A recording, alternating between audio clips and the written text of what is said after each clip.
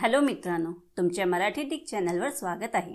मी तुम्हाला मराठी डिक चॅनलवर रोज नवीन इंग्रजी शब्द शिकवणार। तर चला समय नष्ट न करता आजच्या व्हिडिओमध्ये शिकूया इंग्रजी शब्द।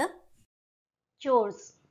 चोर्सचा मराठीत अर्थ घरकाम, छोटेसे दैनंदिन काम, नित्यकर्म, रोजचे कामधाम, कामाचे गाडे, कंटाळवाणे किंवा न आवडणारे काम होत आहे।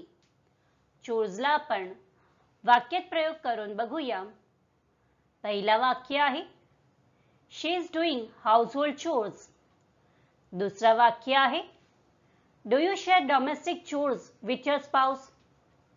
तिसरा वाक्य आहे he left all the domestic chores for his wife.